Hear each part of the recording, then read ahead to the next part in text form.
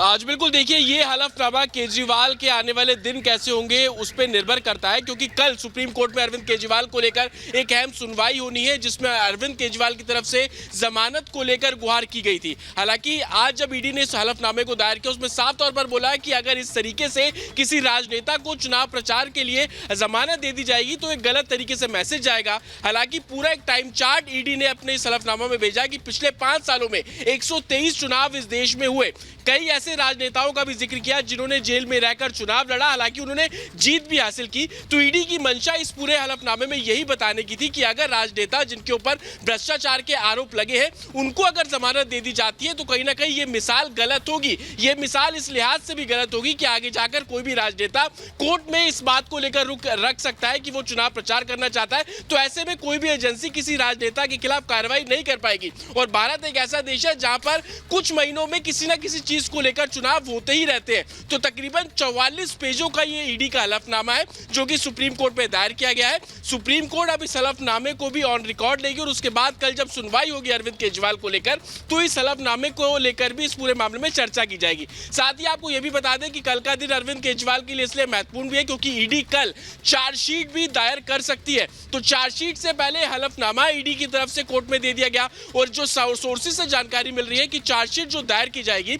अरविंद केजरीवाल में, उसमें साफ तौर पर ईडी बोलेगी कि अरविंद केजरीवाल शराब घोटाले में एक मुख्य रोल में है, मुख्य साजिश करता है। क्योंकि राउस एवेन्यू कोर्ट में जब ईडी कस्टडी मांगती थी उस समय भी ईडी की तरफ से लगातार ये बोला जाता था कि अरविंद केजरीवाल मास्टरमाइंड है, उनके कहे बिना ये शराब घोटाला नहीं हो सकता। और कहीं ना कहीं जो आज हलफनामा भी दायर किया गया, इस 44 पन्नों में ही ईडी की मंशा यही थी कि किसी भी तरीके से अरविंद केजरीवाल को जमानत नहीं दी जानी चाहिए। और इस हलफनामे में ईडी ने यह भी बोला कि कोई भी कानून ये नहीं बोलता है कि चुनाव लड़ने के लिए आपको जमानत जो है वो दी जाए। अगर आपके ऊपर एलिगेशंस है तो कोर्ट के ट्रायल में आपको उसको फेस करना होगा, लेकिन चुनाव लड़ने के लिए अगर आपको प्रेफरेंसेस बिल्कुल जतिन, और ये कहीं ना कहीं जो हलफनामे में ये तमाम बातें लिखी गई हैं वो अरविंद केजरीवाल के लिए मुसीबत का सबब बन सकती हैं। फिलहाल हमारे साथ जुड़ने के लिए बहुत बहुत शुक्रिया। इसी बीच एक और बड़ी खबर आपको बता दें, जहां सीएम योगी आदित्यनाथ ने अखिलेश पर एक बड़ा हमला बोला है। उन्होंने साफ कहा कि माफिया की पैरवी करता है अखिलेश का परिवार। माफिया के घर फातिया पढ़ने गए थे अखिलेश और अखिलेश ने आतंकियों से केस वापस लिए।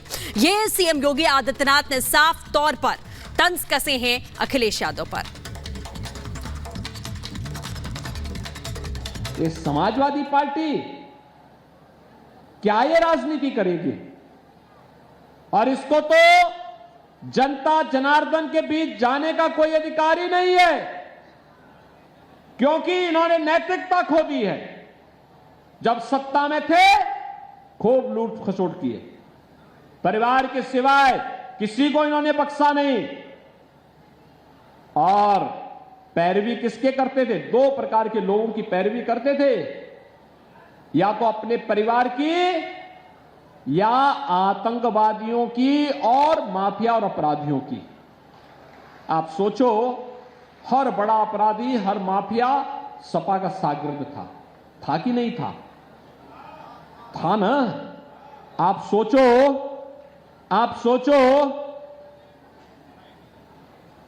राम भक्त प्रदेश के पूर्व मुख्यमंत्री कल्याण सिंह जी का देहांत हुआ, समाजवादी पार्टी ने संवेदना के एक भी शब्द नहीं व्यक्त किए। लेकिन अभी हाल ही में एक माफिया मरा था, उसके घर में पहुंचे थे नहीं फतिया पढ़ने के लिए।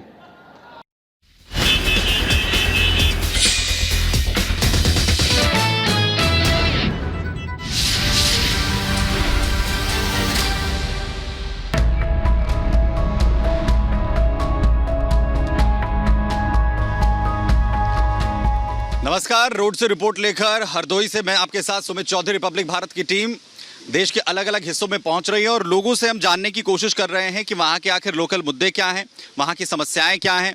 और कुछ लोग हैं हमारे साथ यहाँ पर हरदोई में एक चाय की दुकान पर यहाँ पर हम पहुंचे हैं। और ये लोग जो चाय पीने आते हैं राजनीति की बात तो खूब करते होंगे आप? नहीं, यहाँ राजनीति की बात नहीं होती है। अच्छा, नो। क्यों हरदोई के लोगों को पसंद नहीं है क्या बातचीत? हरदोई तो बड़ा पॉलिटिकली एक्टिव पॉलिटिकली है, लेकिन यहाँ पर नहीं, यहाँ पर कुछ नहीं।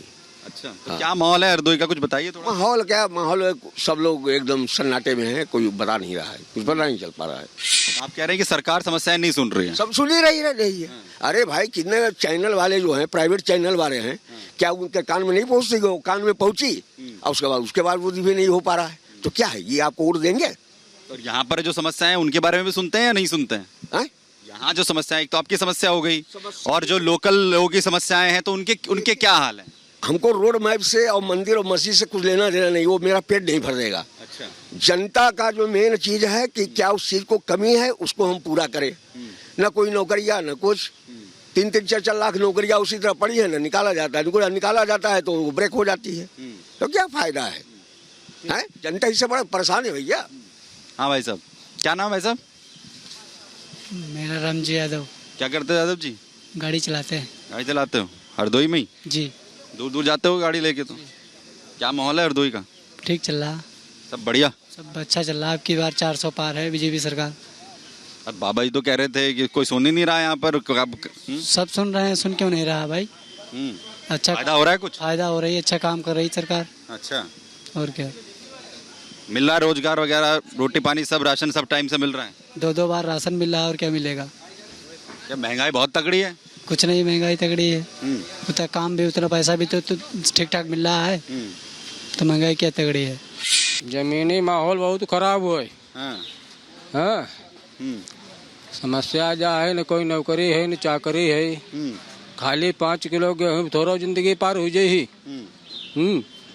पढ़े लिखे लड़का रोडन पर घूम रहे, टेम्पू चलाओ, 5-5 रुपया की भीख मांग रहे हैं। तो कह रहे हमारे तो कोई महंगाई नहीं है, राशन मिल रहा है 2-2 टाइम, और क्या चाहिए? तो ये बोल रहे थे। भाई साहब कहाँ चले गए? बोल के निकल गए क्या? राशन तो काम थोड़ा चल पाए। राशन तो पैदा करके आदमी लोग, उसके बाद 500 को 1000-1200 को वो लेबर खराब हो जाती। सड़कें बन रही हैं? सड़कें बन रही, काम भी हो रहा, क्या नहीं हो रहा बीजेपी सरकार में? सब काम तो हो ही रहा है। सड़क बन रही, ज्यादा है नंबर की सड़क है, रोज एक्सीडेंट हो जाती। कहाँ पर सड़क बनी? हाईवे नहीं बने? अरे हाईवे तो मतलब का, तो शहर में सुधारी पाओ तो हाईवे पर आदमी जब तक चलो जाते, हाईवे तो बेटा बनवाई करेंगे। शहर में गंदगी फैली है, शहर में बहुत कचरा भरो परो। शहर में तो हर जगह सफाई कर्मचारी आते हैं। पहले से बदले हैं हालात? हाँ, हर बहुत कुछ बदल गया, अब क्या बदलेगा? पहले से कुछ बदला है? सबसे बड़ी समस्या है जो देहात वाले जानवरों के लिए, सबसे बड़ी समस्या जानवर हैं। अच्छा। क्योंकि जितनी भी खेती बाड़ी है जानवर से ही खराब हो रही है। अच्छा। जानवरों का कोई सोल्यूशन ही नहीं हो रहा है। सबसे बड़े जानवर का सोल्यूशन करवाएं, तो उसमें कम से कम जो आदमी खेती बाड़ी कर रहा है, कम से कम उसको तो कुछ फायदा मिले। अच्छा। वो सबसे बड़ी समस्या वही है। सबसे बड़ी समस्या जो है उसकी है। थोड़ा इधर आ जाइए, थोड़ा इधर आ जाइए आप लोग।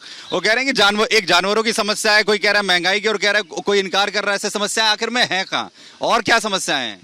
हमारी तो समस्या सबसे बड़ी ये है कि जिस शिक्षा में तो भाई लोग हैं, ठीक है, सपा सरकार ने उनको 3500 से बढ़ा करके उनको टीचर बनाया, 35,000 मिलने लगा था। अच्छा।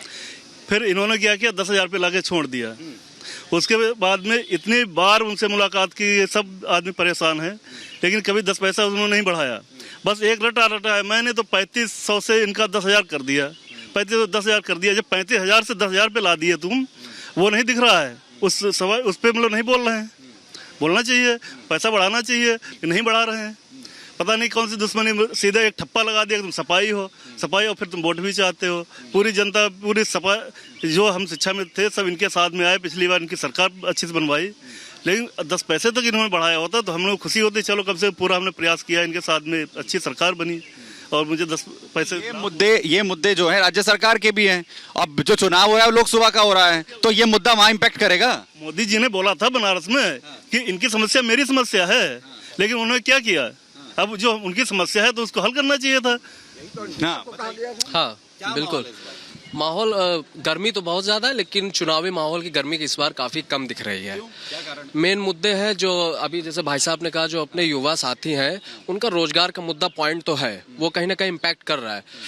ये बताइए, आपके तो नाम में ही राम है, और राम के नाम पर ही कह रहे हैं कि हम तो राम को लेकर आए हैं, और कुछ लोग कह रहे हैं कि जो राम को लाए हम उनको लाएंगे। लग रहा है आपको ऐसा ही होगा? हाँ, ऐसा होगा? ऐसा नहीं होगा। क्यों, क्या कारण है? क्यों जनता बदलाव चाह रही। हाँ, क्यों, क्या कारण है ऐसा? कारण ऐसा है, लड़के हमारे इंटर पास अब रिक्शा चला रहे, बोलो ये सरकार में ये हो रहा है। बीजेपी सरकार में रिक्शा चलवा रही है। अच्छा। और महंगाई इतनी कमर तोड़ है, जो हल्दी मिर्चा नहीं खरीद पा रहे हैं।